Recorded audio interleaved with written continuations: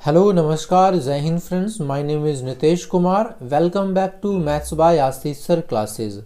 दोस्तों, आज के इंग्लिश के लेक्चर में हम करने वाले हैं फिल इन द ब्लैंक्स, और ये सारे फिल इन द ब्लैंक्स पूछे गए थे एसएससी सीजीएल टीयर 1 2020 में। सो अभी रिसेंट जो एग्ज़ाम हुआ था, सबसे लास्ट जो रिसेंट एग्ज़ाम हुआ था एसएससी का, उसके फिल इन द ब्लैंक्स हैं। सो आप वीडियो को ज़रूर एंड तक देखिएगा ताकि एनालाइज कर पाएँ कि कैसे फिल इन द ब्लैंक्स पूछे गए थे और आप आने वाले एग्जाम्स में किन चीज़ों पे फोकस करके आप अपने नंबर जो हैं फिल इन द ब्लैंक्स में ले सकते हैं। चलिए स्टार्ट करते हैं टॉपिक को। सो आज का हमारा पहला सेंटेंस है, आप इसे खुद भी वीडियो पॉज करके कर सकते हैं और उसके बाद आप अपना आंसर मुझे कमेंट बॉक्स में भी दे सकते हैं। सो मैं थोड़ा कम पढ़ूंगा, मैं एक ही बार रिपीट करूंगा, आप पढ़ लीजिएगा, ठीक है।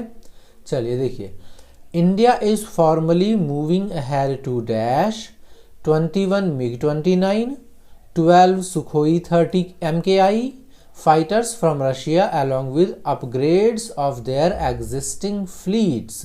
फ्लीट्स बोलते हैं जहाज़ों के ग्रुप को, जहाज़ों के ग्रुप को फ्लीट्स बोला जाता है। सो फॉर्मली का मतलब हो गया ऑफिशियल लेवल पे। सो इंडिया जो है अब ऑफिशियल लेवल पे बढ़ रहा है आगे। अहेड टू, इसका मतलब कुछ करना चाहता है, तो यानी कि टू के बाद V1 आएगा, यहाँ पे ये बात फिक्स है। सो अगर ऑप्शन में कोई V1 नहीं होगा तो हम उसको कैंसिल आउट भी कर सकते हैं। So India is formally moving ahead to, purchase करने के लिए 21 MiG-29 और 12 सुखोई, और साथ ही में कुछ उनके जो एग्जिस्टिंग फ्लीट्स हैं उसके अपग्रेड्स। तो अब यहाँ पे क्या आ सकता है, आपको सारे ऑप्शन पढ़ने हैं। India is formally moving ahead to advance, moving ahead to accomplish, accomplish का मतलब होता है किसी भी चीज़ को कंप्लीट करना। अचीव का मतलब होता है अचीव करना किसी भी चीज़ को, टारगेट को पूरा करना। और प्रोक्योर का मतलब होता है प्राप्त करना। प्रोक्योर का मतलब क्या होता है, प्राप्त करना। तो हमें सेंटेंस पढ़ के ही पता चल गया था कि बात चल रही है कि इंडिया अब फॉर्मली लेने जा रहा है। सो उसके लिए हमारा option number D procure appropriate है। प्रोक्योर का मतलब होता है कुछ प्राप्त करना। सो इसका राइट आंसर हो जाएगा option number 4। The next sentence is work and domestic dash made Kajal short tempered. Short tempered बहुत अच्छा वर्ड है। इसका मतलब देखिए क्या होता है। टेम्पर्ड मतलब होता है ना किसी भी व्यक्ति का जो एक तरीके से, शॉर्ट टेम्पर्ड मतलब जो अपना जो आपा बहुत जल्दी खो देता है, उसे कहते हैं short tempered person. Short tempered मतलब जो अपना टेम्पर बहुत जल्दी लूज कर दे। सो अब आपको क्वेश्चन में देखना है कि वर्क और डोमेस्टिक ने बना दिया काजल को शॉर्ट टेम्पर्ड। सो क्या बनाया, वर्ड और डोमेस्टिक, क्या word and domestic, weights, gravities, pressures या फोर्सेस। सो आपको पता है वर्क और डोमेस्टिक प्रेशर्स है ना, वर्क एंड डोमेस्टिक प्रेशर्स के कारण काजल जो है वो शॉर्ट टेम्पर हो गई। सो ये इसका राइट आंसर है।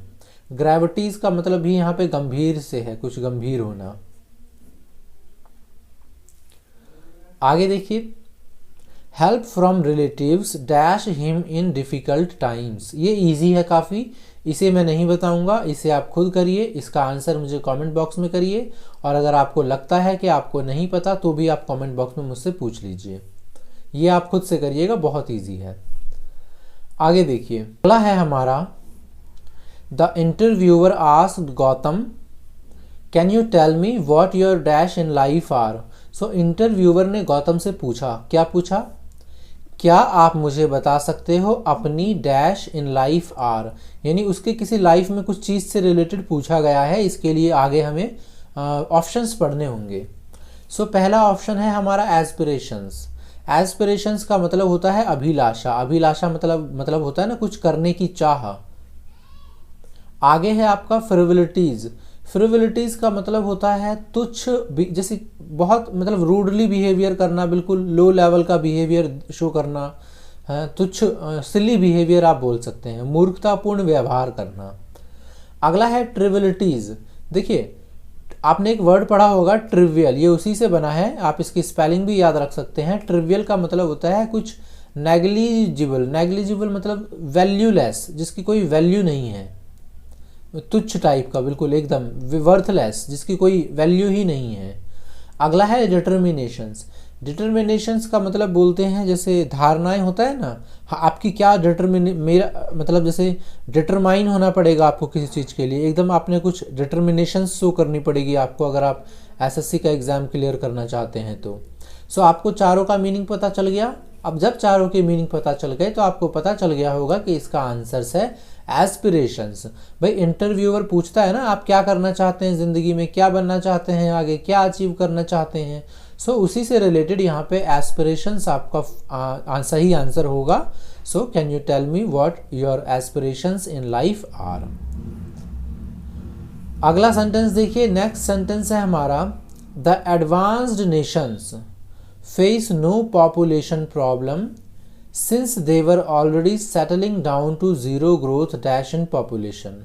सो जो एडवांस्ड कंट्रीज होती हैं वो कोई भी प्रॉब्लम फेस नहीं करती है अबाउट पॉपुलेशन, क्योंकि दे वर ऑलरेडी सेटलिंग डाउन। क्योंकि जब कोई भी कंट्री डेवलप्ड बनता है ना तो उसका एक फैक्टर होता है कि वो ऑलरेडी जीरो ग्रोथ रेट पे सेटल हो चुका हो पॉपुलेशन के मामलों में। सो मैंने क्या बोला, मैंने बोला ज़ीरो ग्रोथ रेट। सो किसी भी चीज़ के दर को दिखाने के लिए हम ज़ीरो रेशो को दिखाने के लिए हम रेट का यूज़ करते हैं, ज़ीरो ग्रोथ रेट। ये तो आपने कई बार सुना भी होगा, ये इसका राइट आंसर हो जाएगा।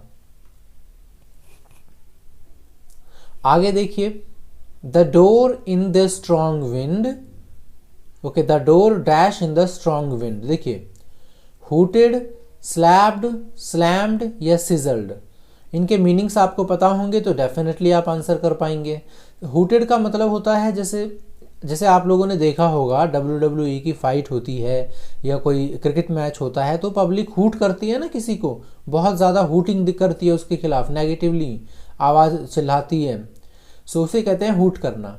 स्लैप का मतलब होता है जैसे थप्पड़ मारते हैं तो जो आवाज़ होती है थप्पड़ मारने वाली आवाज़ या थप्पड़ मारना। स्लैम का मतलब होता है धड़ाम आवाज़। आप लोगों ने अगर कॉमिक्स पढ़ा होगा तो उसमें कई बार कोई गिर जाता है या गेट बंद किया जाता है तो जो आवाज़ होती है ना उसको धड़ाम ऐसे कर करके दिखा देते हैं, राइट। इंग्लिश में स्लैम दिखा देते हैं। सिजल का मतलब होता है जैसे हल्की हल्की जलना किसी भी चीज़ का। सो जो दरवाजे की आवाज़ होती है उसके लिए हम यूज़ करते हैं स्लैम्ड। सो ये पहले भी एग्ज़ाम में आ चुका है और इस बार भी रिपीट हुआ है। सो ये आपके लिए इम्पॉर्टेंट है, थोड़ा ध्यान से आप लोग देखिएगा। अगला वर्ड है a dash souvenir will be released on the occasion of the world meet. Souvenir सबसे पहले आपको इसका मीनिंग पता होना चाहिए, बहुत अच्छा वर्ड है, स्पेलिंग में भी काफ़ी बार पूछा जाता है। सुवेनिर का मतलब होता है कोई निशानी। क्या मतलब होता है इसका, कोई निशानी या स्मारक आप समझ लेते हैं, कोई मॉन्यूमेंट वगैरह बना देते हैं ना निशानी के लिए। Will be released on the occasion of the world meet, world meet के ओकेजन पे रिलीज किया जाएगा। ओकेजन भी बहुत अच्छा वर्ड है। ये स्पेलिंग के लिए इंपॉर्टेंट है आपके लिए, स्पेलिंग के लिए। एग्जाम में क्या करता है डबल सी लगा के मतलब डबल सी और डबल एस लगा के दे देगा, कहीं पे डबल एस और सिंगल सी लगा के दे देगा, कहीं पे डबल सी और सिंगल एस लगा के दे देगा, तो डबल सी वाला सही होता है। अच्छा देखिए, सो किस प्रकार का सोवेनिर रिलीज किया जाएगा, यानी सोवेनिर के बारे में बताना है, कोई ऐसा वर्ड जो सोवेनिर को क्वालिफाई कर पाए। Voluminous, considerable, bountiful, generous. So हो सकता है कि आप जेनरस में कंफ्यूज हो जाएं या बाउंटीफुल में। बाउंटीफुल का मतलब होता है नंबर में ज़्यादा होना और जेनरस का मतलब तो हो गया उदारवादी होना। ध्यान से देखिए, वॉल्यूमिनस एक ऐसा वर्ड है जिसका मतलब होता है ग्रैंड, मतलब जिसकी वैल्यू बहुत ज़्यादा हो, उदार, बड़ा, एकदम जो प्रभावित करे लोगों को। सो उसे बोलते हैं वॉल्यूमिनस। सो ये इसका राइट आंसर है, voluminous souvenir will be released on the occasion of the world meet. अगला सेंटेंस है हमारा, you need not dash so much fuss about wearing a mask when you go out. So आपको ज़रूरत नहीं है कुछ करने की, यहाँ पे वर्ब आना चाहिए, you need not do something होता है। सो मच फस अबाउट किस लिए, सो मच फस का मतलब, फस मतलब हो गया जैसे मैस क्रिएट कर देते हैं ना, बहुत ज़्यादा उठपट, मतलब अनरूली बिहेवियर शो करना, उसे कहते हैं। About wearing a mask when you go out, इसका मतलब हुआ कि देखिए जब भी वो बाहर जा रहा होगा बिना मास्क के तो मास्क पहनने के लिए बोला गया होगा तो तमाशा क्रिएट कर रहा होगा। सो बोला जा रहा है you need not make so much फस। यहाँ पे ध्यान रखिए, फर्स्ट एक ऐसा वर्ड है जब करने के लिए आपको साथ में मेक का यूज़ करना पड़ता है। मेक कहाँ पे है, मेक यहाँ पे है। ये इसका राइट आंसर हो जाएगा। जैसे मैंने आपको पिछले बार जब 2019 का फिल इन द ब्लैंक्स करवाया था, उसमें भी बताया गया था ना, जैसे मेक अ मिस्टेक होता है, कमिट सुसाइड को किया जाता है। इस तरीके के कुछ टर्म्स होते हैं जो हमें याद रखने होते हैं। ये रेगुलर आप जब रीडिंग करेंगे तो उसी में काफ़ी अच्छे से क्लियर हो जाता है। आगे देखिए, the jungle was nearly dash so the progress was slow. बोला जा रहा है कि जो जंगल था वो नियरली कुछ था, so the progress was very slow. अब प्रोग्रेस स्लो था जंगल के कुछ होने से, तो क्या होने से जो प्रोग्रेस होगा स्लो होगा? इसके लिए हम पढ़ सकते हैं सेंटेंस ऑप्शंस को, ताकि पता करें हम आंसर। इमोर्टल, इमोर्टल का मतलब होता है अमर। इमोबाइल का मतलब होता है जो मूव ना कर सके, जो चल ना सके, अचल। इम्पेनेट्रेबल का मतलब होता है अभेद, जिसको भेदा ना जा सके। इमटेरियल, इमटेरियल का मतलब होता है जैसे कि जैसे बोलते हैं ना, मटेरियलिस्टिक चीज़ें किसे बोलते हैं? बोलते हैं ना मटेरियलिस्टिक चीज़ें, फुल ऑफ मटेरियल, भौतिकवाद जिसकी बहुत ज़्यादा वैल्यू होती है। इमटेरियल मतलब हो जाएगा महत्वहीन, इनसिग्निफिकेंट, जिसकी वैल्यू नहीं होती। अब देखिए, जंगल के बारे में बात किया जा रहा है तो हमारा आंसर नहीं होगा, इमटेरियल नहीं होगा। अगर आपको पता है कि इमोबाइल का मतलब होता है जो मूव ना करे, तो हो सकता है कि आप ये आंसर लगा दें। लेकिन इम्पेनेट्रेबल का मतलब होता है अभेद। अभेद यहाँ पे ऐसा नहीं है कि जंगल अभेद ही था, लेकिन नियरली मतलब वो अप्रोक्सीमेटली उसको एक तरीके से अलंकार की तरह उसको बता रहे हैं कि भाई उसका कंपैरिजन कर रहे हैं कि इट वाज लाइक इम्पेनेट्रेबल, मतलब उसको काट करके अलग करना या भेदना बहुत ज़्यादा डिफिकल्ट था, इसीलिए फिर प्रोग्रेस स्लो हो गया। आपका आंसर है इम्पेनेट्रेबल। अगला है, I read some dash of properties for sale on the internet before I called the agent. उसने क्या किया? उसने पढ़ा some properties of sale on the internet, agent को कॉल करने से पहले। मतलब उसको प्रॉपर्टीज वगैरह चाहिए होगी। एजेंट को कॉल करने से पहले हम लोग गूगल कर लेते हैं, यूट्यूब पे देख लेते हैं, वही इन्होंने किया होगा। अब प्रॉपर्टीज को पढ़ा है, उसके लिए हमें एक बार देखना होगा options, arguments, descriptions, space, monologues. Arguments और स्पेस तो आप कैंसिल कर देंगे, बाकी ये इजी है थोड़ा, आप इसका आंसर भी बता देंगे। इसका आंसर है डिस्क्रिप्शंस। जैसे किसी भी चीज़ के बारे में हमें इंफॉर्मेशन जहाँ भी मिलती है उस पर्टिकुलर जगह को बोला जाता है डिस्क्रिप्शंस। जैसे हमारे चैनल में भी डिस्क्रिप्शंस में, हमारे डिस्क्रिप्शन बॉक्स में काफ़ी सारे लिंक दिए हैं। जैसे अभी हमने वन वर्ड सब्स्टिट्यूशन किया था, ईडियम किया है, fill in the blanks, antonym, synonym, spelling check. वो सारी के सारी लिंक आपको डिस्क्रिप्शन बॉक्स में मिल सकती हैं। अगर आप उन्हें देखना चाहते हैं प्लेलिस्ट की लिंक है, आप जाइए, या पर्टिकुलर आप सर्च कर सकते हैं one word substitution maths by Ashish sir. ठीक है, तो इसका आंसर हो जाएगा डिस्क्रिप्शंस। अब एक बार मोनोलॉग पे भी देख लेते हैं क्या होता है। मोनोलॉग होता है मतलब अकेला डायलॉग, अकेले किसी ने डायलॉग वगैरह बोला हो किसी नाटक में, उसे बोलते हैं मोनोलॉग। जैसे आप लोगों ने प्यार के पंचनामा में एक मोनोलॉग सुना होगा ना, 2-4 मिनट का है थोड़ा सा। ये हो गया आपका मोनोलॉग। आगे देखिए, आगे है, we dash the marks of the students on different subject and compared their performance for the year. हम ये वी, इसके बाद हमारा वर्ब आएगा, dash the marks of the students on different subjects and compared, past है यहाँ पे, compared ये पास्ट में चल रहा है तो यहाँ भी पास्ट में आना चाहिए, there performance for the year. क्या करते हैं मार्क्स बच्चों के, स्टूडेंट्स के? Analysed, questioned, inspect, probed. देखिए क्वेश्चन तो नहीं होगा, क्वेश्चन तो नहीं पूछा जाता ना, ये क्वेश्चन वैसा है जैसे कि पुलिस वगैरह पूछती है ना, वैसा। इंस्पेक्ट का मतलब जांच पड़ताल करना, इंस्पेक्टर का काम होता है इंस्पेक्ट करना, ये नहीं होगा। प्रोब भी होता है पर्टिकुलर किसी केस वगैरह में जांच करना, प्रोब करना, जांच पड़ताल करना। एनालाइज्ड काफ़ी अच्छा, ये तो पता ही होगा, इजी है। एनालाइज का मतलब होता है एकदम अच्छे से उस किसी भी चीज़ को एग्जामाइन करना, जांच करना। सो ये इसका राइट आंसर हो जाएगा। आगे देखिए, my new year's dash is to think positive always. My new year's, अब यहाँ पे न्यू ईयर में कुछ है और वो क्या होगा, is to think positive always, हमेशा पॉजिटिव सोचना। सो क्या हो सकता है, 4 ऑप्शन हैं आपके पास। अच्छा, ये वैसे तो इजी है, मैं सोच रहा हूँ नहीं बताऊँ। आप बताइए, क्या बताना चाहिए मुझे, या कमेंट करके आप बताएंगे इसका आंसर। सेलिब्रेशन, रिपीटिशन, सो रिपीटिशन का सेंस नहीं बनता, कन्फेशन का सेंस नहीं बनता। रेजोल्यूशन आप लोगों ने पढ़ा होगा, ये रेजोल्यूशन नहीं है, रेजोल्यूशन रेजोल्यूशन। आप लोगों ने रेजोल्यूशन का लेते हैं ना न्यू ईयर पे, भाई मेरा रेजोल्यूशन है कि मैं इस साल पढ़ाई करूंगा, मेरा रेजोल्यूशन है कि मैं बाहर घूमने जाऊंगा, मैं शरीर बनाऊंगा, मैं नौकरी ढूंढूंगा। हर किसी का अपना अपना रेजोल्यूशन होता है, तो उसी की बात यहाँ पे की जा रही है। आप लोगों के क्या क्या हैं इस बार, मुझे अगर कमेंट बॉक्स में आप लोग शेयर करना चाहें तो ज़रूर शेयर करिएगा। देखिए आगे है, advertisers often use rhyme and dash. So advertisers कौन होते हैं, जो एडवर्टाइजमेंट देते हैं, ऑफन यूज करते हैं राइम एंड, क्या यूज करेंगे, पढ़ के देखिए, अल्टरेशन, डेजिग्नेशन, डिनंसिएशन, एलिटरेशन। मीनिंग पता होगा तो आप बहुत आसानी से कर देंगे इसको, I am telling you guys. देखिए अल्टरेशन, आप लोगों को मैंने बताया था एक वर्ड अल्टर। अल्टर का मतलब होता है किसी भी चीज़ को चेंज करना, बदलना। डेजिग्नेशन का मतलब होता है कोई पद वगैरह, मान के चलिए पदवी वगैरह। डिनंसिएशन मतलब होता है किसी की निंदा करना, कंटेम्प्ट करना, इंसल्ट करना काइंड ऑफ। और एलिटरेशन का मतलब होता है अनुप्रास।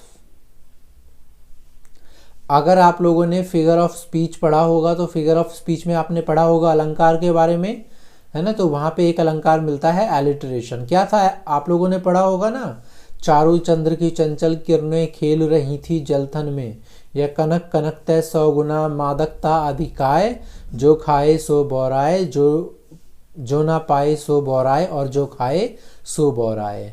तो ये क्या होता है, अच्छा इसका चलिए मुझे बताइए मीनिंग। सो आंसर पहले देख लेते हैं। आंसर तो पता चल गया होगा, एलिट्रेशन यूज करते हैं। एलिट्रेशन मतलब होता है अनुप्रास अलंकार, और अनुप्रास अलंकार का यूज किया जाता है किसी भी सेंटेंस की सेंटेंस को अच्छा बनाने के लिए, थोड़ा ब्यूटीफुल बनाने के लिए। अब मुझे बताइए वो क्या चीज़ है, कनक कनक तय 100 गुना मादकता अधिकाय, जो खाए सो बौराए, और जो ना पाए सो बौराए। एक बार क्या मुझे बता सकते हैं ये क्या है, अगर आपको याद हो तो। चलिए आगे देखिए, सोशल आइसोलेशन। सोशल आइसोलेशन का मतलब क्या हो गया, आप समाज से कटे हुए हैं, बिल्कुल अलग रहते हैं। ओवर क्राउडिंग, ओवर क्राउडिंग का मतलब होता है कि बहुत ज़्यादा भीड़ में रहना, मतलब आप अकेला रहना भी चाहें तो नहीं रह पाते। The dash of our society and several other factors are responsible for stress. Stress की बात की जा रही है, आप सेंटेंस को थोड़ा ध्यान से देखेंगे। सो एंड आया है, तो एंड के इधर क्या आया है, other several factors are. Other several मतलब और भी कई सारे फैक्टर्स हैं जो रिस्पॉन्सिबल होते हैं स्ट्रेस के लिए। और एंड के पहले भी उन्होंने क्या बताए हैं, फैक्टर्स, क्योंकि बाद में सेवरल फैक्टर्स बताया है, स्टार्टिंग में कुछ फैक्टर्स एग्जाम्पल में बताया है। वो क्या है, सोशल आइसोलेशन हो, या ओवर क्राउडिंग हो, या फिर the of our society. Option देख लेते हैं, attractiveness, cheapness, affordability, competitiveness. So यहाँ पे कोई नेगेटिव टर्म आना चाहिए जो लोगों को स्ट्रेस दे। नेगेटिव या पॉजिटिव मतलब स्ट्रेस देने वाला होना चाहिए। सो अट्रैक्टिवनेस तो स्ट्रेस नहीं देगा, चीपनेस भी नहीं देगा, अफोर्डेबिलिटी भी नहीं देगा, तो बचा क्या, कम्पिटिटिवनेस। तो the competitiveness of our society जो है हमको स्ट्रेस देती है अक्सर। सो ये इसका राइट आंसर है। आगे देखिए, अगला सेंटेंस है हमारा, some patches of the dash garden have a rich cover of grass now. Some patches of the dash garden have a rich cover of grass now. ये आपको थोड़ा लग सकता है डिफिकल्ट, या फिर जो आपने पहले ना पढ़ा हो। सो देखिए, स्ट्रेचिंग, स्ट्रेच करने का मतलब आपको पता ही है, जो थोड़ा फैला हुआ होता है। स्प्रॉलिंग, स्प्रॉलिंग का मतलब भी होता है थोड़ा फैला हुआ।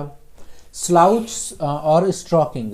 स्ट्रोकिंग का मतलब होता है ये स्ट्रोकिंग, और स्लाउच का मतलब होता है थोड़ा जैसे चलते हैं ना अजीब तरीके से, चलने के जो पैरों के निशान बन जाते हैं, काइंड ऑफ वो होता है एक तरीके से। सो आप देखिए इसका आंसर क्या होगा। मैं आपको ना पहले एक वर्ड बता देता हूँ, खैर अब तो आपको आंसर ही पता चल गया होगा। लोन होता है ना, लोन गलियारा टाइप का, सो उसे जैसे स्प्रॉल लोन भी कहते हैं, यानी फैला हुआ लोन। आप लोगों ने पार्क में देखा होगा इस तरीके से घास की डिज़ाइन बना दी जाती है, कभी मतलब इस पट्टियाँ टाइप की बना दी जाती हैं, है ना। सो इसको बोला जाता है स्प्रॉल लॉन। और स्प्रॉल लॉन सॉरी, ये यही शो करता है कि गार्डन में घास सॉरी तो ये स्प्रॉल लॉन जो ना इसी प्रकार की पट्टियों को शो करता है। तो इसी को बताने के लिए यूज किया गया है। Some patches of sprawling garden have a rich cover of grass now, ये इसका राइट आंसर है। आगे देखिए, sales dash from day to day. ये सेल्स की बात की जा रही है, जो बेचा जाता है, जो सेल्स हो गए, कीमत प्राइसेस हो गई। Dash from day to day क्या होता है? रोटेट्स, रिवॉल्व्स, स्विंग या फ्लक्चुएट। अब रोटेट और रिवॉल्व तो आप कर देंगे कैंसल आउट बहुत आराम से। अब स्विंग और फ्लक्चुएट में डाउट हो सकता है। तो देखिए, स्विंग का मतलब होता है जैसे स्विंग करते हैं ना, इस तरीके से झूला झूलते हैं, उसे कहते हैं स्विंग। फ्लक्चुएट का मतलब होता है कभी ऊपर कभी नीचे, कभी ऊपर नीचे। सो इसका राइट आंसर हो जाएगा फ्लक्चुएट। जो प्राइस है वो फ्लक्चुएट करते हैं डे टू डे। आगे है, a major advertising dash was planned to launch the new brands of garments. Election, pension, campaign, ambush. Easy है एक, ये इजी है, मैं इसे नहीं बताऊंगा, इसका आंसर आप अपने आप कर लेंगे।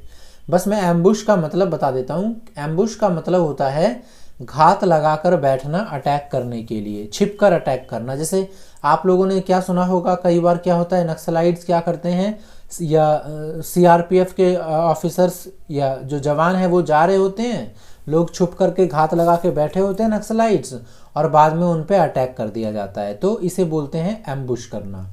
सो अब आप इसका आंसर खुद से ढूंढ लीजिएगा, मुझे ऑप्शन में कमेंट बॉक्स में पूछ लीजिएगा नहीं आता होगा तो, या फिर आप आंसर दे दीजिएगा।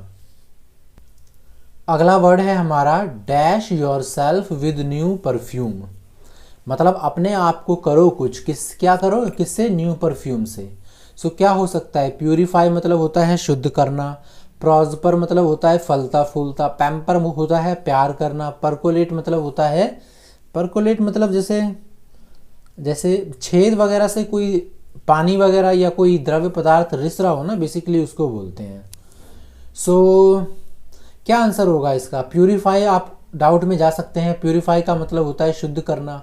तो प्यूरिफाई का मतलब ये होता है किसी चीज़ में गलतियां हो तो उसको हटाना, शुद्ध करना। सो प्यूरिफाई तो नहीं होगा। पैम्पर एक ऐसा, देखिए पैम्पर का मतलब क्या होता है? पैम्पर का मतलब होता है प्यार करना, ठीक है। जैसे छोटे बच्चों को हम कई बार पैम्पर करते हैं, उनको कपड़े पहनाते हैं या उनको उनकी जो हेयर स्टाइलिंग करते हैं। सो बेसिकली यहीं पे इसका आंसर आ जाएगा पैम्पर। ये बेस्ट ऑप्शन आंसर है इसका, pamper yourself with the new perfume. आगे है, some people some people were tired of the long dash in front of the mall and left without entering। यानी कुछ लोगों ने क्या किया, वो क्या हो गए थे, थक गए थे, of the long in front of the mall and left without entering. अब देखना होगा लॉन्ग क्या था। लॉन्ग वेस्ट, कमर, वेट वजन, वेस्ट व्यर्थ, या वेट लाइन इंतजार, वेट मतलब इंतजार। सो जैसे लाइन वगैरह होती है ना, उसी को दिखाने के लिए यहाँ पे लॉन्ग वेट का यूज किया जा रहा है, यानी कि लंबा इंतजार करना पड़ रहा था, इसीलिए कई लोग बिना एंट्री किए ही बाहर वापस चले गए। ये राइट आंसर हो जाएगा आपका। आगे देखिए, Keats and Shelley were poets of the same period. मतलब सेम समय के दोनों पोएट्स थे, कवि थे। They were dash. अब क्या होगा देखते हैं जरा। एक्वेंटेंसेस, एक्वेंटेंसेस का मतलब होता है परिचित। कुलीग्स का मतलब होता है जो एक साथ काम करते हैं, एसोसिएट्स का मतलब होते हैं जो जुड़े होते हैं, और कंटेम्परेरीज का मतलब होता है समकालीन। सो अगर आपको इसके सारे मीनिंग्स नहीं पता होंगे सो समकालीन तो आप गलत कर बैठेंगे, क्योंकि एक्वेंटेंस का मतलब होता है परिचित होना। सो आप तो लगा देंगे भैया कि वो दोनों सेम समय से थे तो जानकार होंगे, तो आपका आंसर हो जाएगा गलत। कंटेम्परेरीज का मतलब होता है समकालीन, मतलब ऑफ सेम पीरियड, मतलब यही ऑफ द सेम पीरियड, इसको बोलते हैं कंटेम्परेरीज। सो ये यही बता रहा है कि कीट्स एंड शैली जो थे वो सेम टाइम के कवि थे और वे थे कंटेम्परेरीज। आगे देखिए, हिमांक्स हेल्थ हैज डैश। हिमांक के हेल्थ के साथ कुछ हुआ है, हैज के बाद वर्ब की थर्ड फॉर्म आएगी एवर सिंस। एवर सिंस का मतलब होता है जब से। He has refused to get himself treated, मतलब देखिए उसके हिमांक के हेल्थ के साथ कुछ हुआ है, कब से, जब से उसने मना कर दिया है ट्रीटमेंट लेने के लिए। सो क्या हुआ होगा जरा सोच के बताइए। अगर कोई ट्रीटमेंट लेना मना कर देगा ट्रीटमेंट लेने से, सो उसकी हेल्थ बिगड़ेगी या सुधरेगी? तो ऑब्वियस सी बात है बिगड़ेगी उसकी हेल्थ। सो डेटेरियोटेड, डेप्रिशिएटेड, डिस्पैरेज्ड, डेनिग्रेटेड। अब आपको इनकी मीनिंग पता होनी चाहिए। डेनिग्रेट का मतलब होता है किसी की ग्रेड को कम कर देना। ग्रेड मतलब होता है ना, वैल्यू देते हैं हम, ग्रेड उसको कम कर देना, डिग्रेड कर देना। डिस्पैरेज का मतलब होता है डिसरिस्पेक्ट, मतलब इंसल्ट। डेप्रिशिएट का मतलब होता है वैल्यू में कम होना, जैसे मूल्य कीमत वगैरह होती है ना कम, डेप्रिशिएट वगैरह। और डेटेरिएट का मतलब होता है खराब होता जाना किसी चीज़ का, धीरे धीरे खत्म होता जाना, खराब होता जाना और ज़्यादा बदतर होता जाना। सो उसकी हेल्थ और ज़्यादा खराब होती जा रही थी। सो डेटेरियोरेट उसका राइट आंसर है। ये आपका पहले इस क्वेश्चन का राइट आंसर है। आगे देखते हैं। ओके, सो ये आई थिंक हमारा एंड आ चुका है पार्ट 1 का। पार्ट 2 भी हम लेके आएंगे और उसको हम कंप्लीट कर देंगे। तब तक के लिए आप one word substitution, cloze test, idioms, जो प्रीवियस ईयर के पेपर हैं, एंटोनियम, सिनोनियम, ये सब देखिए और अपनी तैयारी को करिए। और कुछ कहना हो तो आप मुझसे मिलिए कमेंट बॉक्स में, मैं आपको रिप्लाई करूंगा। और कोई मिस्टेक हो जाती है बाय चांस तो आप उसे इग्नोर कर दीजिएगा, मतलब मुझे बता दीजिएगा, है ना। तो वैसे मेरी कोशिश रहती है कि बिल्कुल भी किसी भी प्रकार का फंबल भी ना हो इवन। सो मिलते हैं आपसे अगले वीडियो में part 2 fill in the blanks के साथ। तब तक के लिए आप सभी को वीडियो देखने के लिए धन्यवाद और जय हिंद।